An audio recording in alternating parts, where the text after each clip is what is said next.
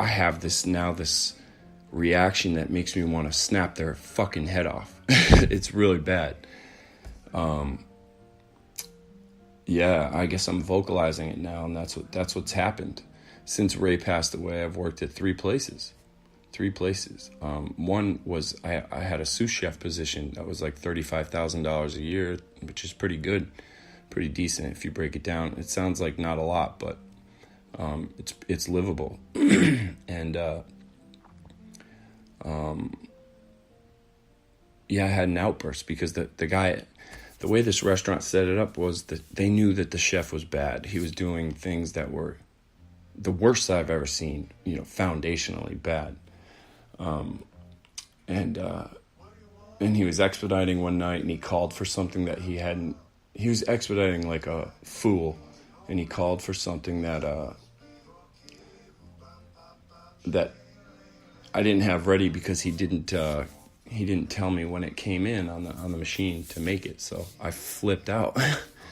I flipped out so hard that when you have those outbursts, it really when they're large outbursts where you kind of black out like I do,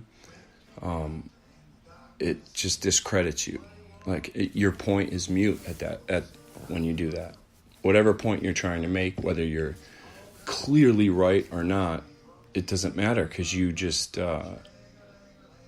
embarrassed yourself and went nuts, So I've done that a few times.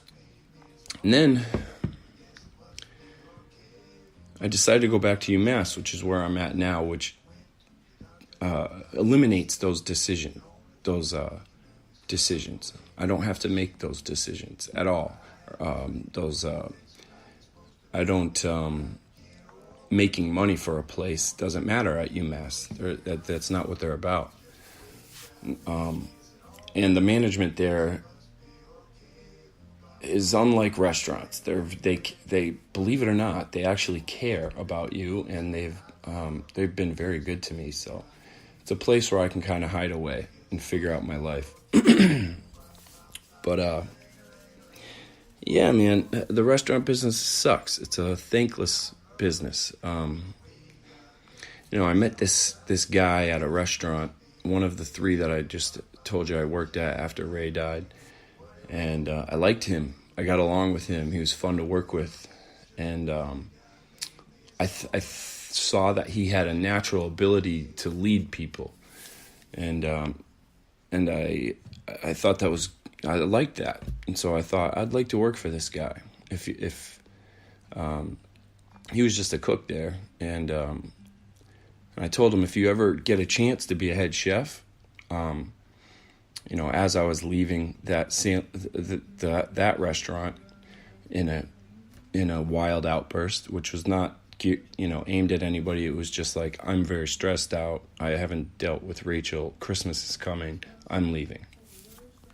I told him if he ever became a chef to call me, because I would love to be a sous chef for him. Because of his ability to lead people. I think his food, I don't know what his food's like really, because I've only seen him really own a dish a few times, even at this new restaurant, because he did get that chance a couple months later, and he did call me, and I did work for him, and he became somebody I'd consider a friend. I thought I was making a new friend, like a quality person. And I was wrong. But I worked for him. And he, at this restaurant, this is very recent because I still work there. I'm making this podcast and it's live. I still work there from time to time. So, but he doesn't listen to these, and that's so I'm safe. But we are not friends, really, in the way that I thought we were going to be friends.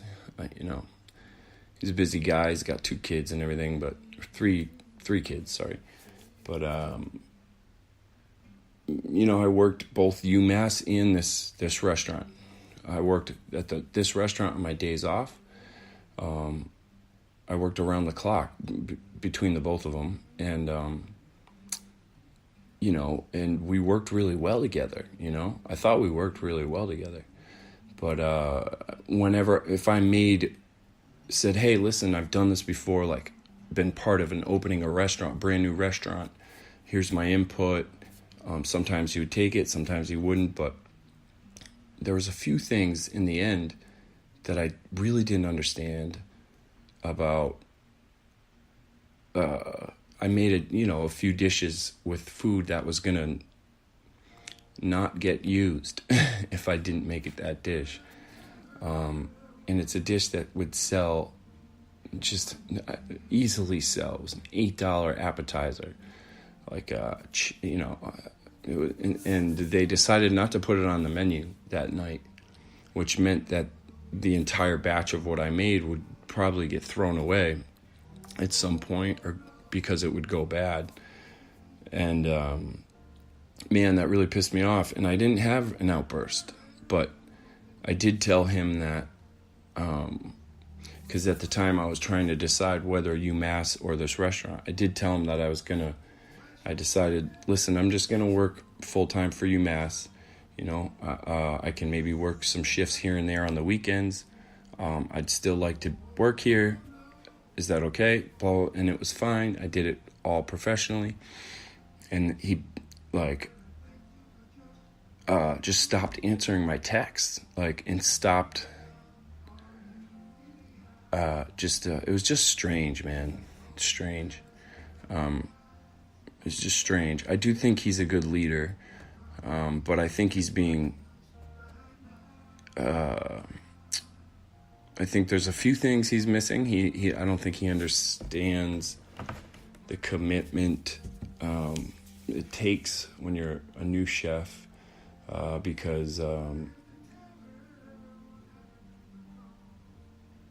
don't know. I'm getting lost here. But, I guess I think the thing is I'm disappointed, because I thought this guy was my friend, and he ended up being someone who's not my friend, who isn't interested in being friends. So, but I never had an outburst with him, and I respect him, and I respect his ability to lead. I don't think the menu is a good menu in any way, really.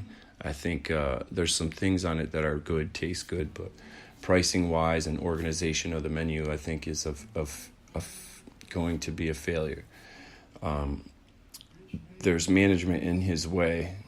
The management came up with a menu, and they hired him as the chef, but it's not there's the GM there who wants control of what the menu says, like the idea of the restaurant.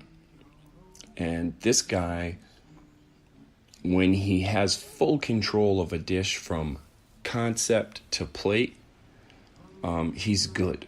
He's good. His talents are, big cuts of meat, big roasts. He's really good at, making usable sauces and garnishes and things like that. He's really good. He made a wild boar. He roasted a wild boar one night at the restaurant before he became head chef, and it was so good. I couldn't believe how good it was. So that's why I went and decided to work for him at this restaurant. And I don't know, I think he's angry because I told him, yes, I will be your sous chef, and I will allow you to get your time off that you need, and I will take care of business when you're not here. But I saw that they were worried about payroll, and I saw that they were, I saw some warning signs, some things about the restaurant that I worried me. And UMass, it's just a safer bet for me. It was just a safer bet. It's far less money, but it's a safer bet. And because I considered this guy a friend, and I could feel myself getting ready to explode all over these people and tell them what they're doing wrong. I left before that happened. So that's a good step for me. And now I just come and work here and there for him, and I just cook, you know. I get paid pretty good to cook, but I just cook. And but I hate cooking, really.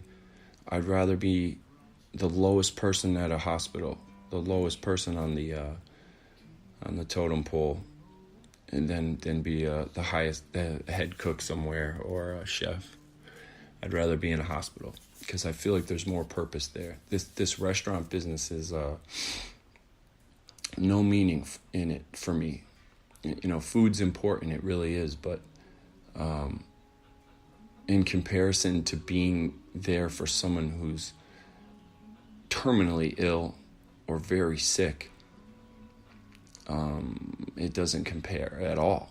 It doesn't compare at all. The feeling you get from helping someone who's needs you badly in a scary time in their life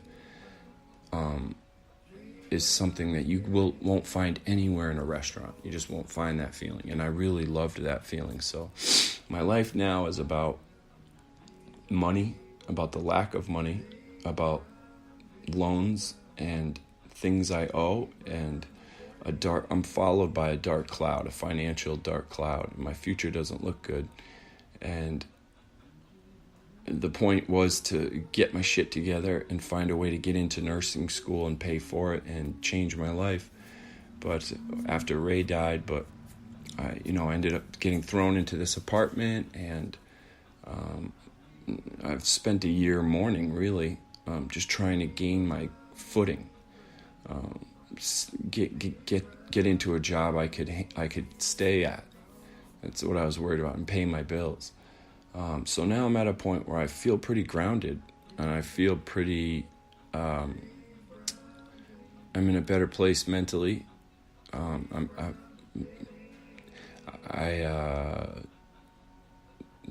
certainly not depressed. I'm tortured sometimes, but not nearly as much as I used to be. And I found an outlet with making things, and that's what I do. I make things for fun, but it's a flow activity, and it's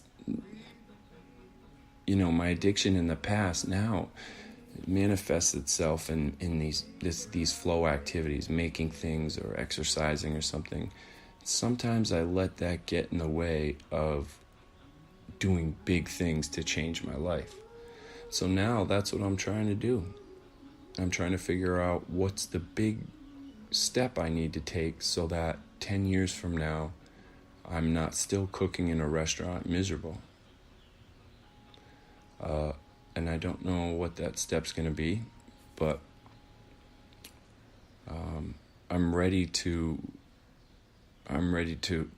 start digging again.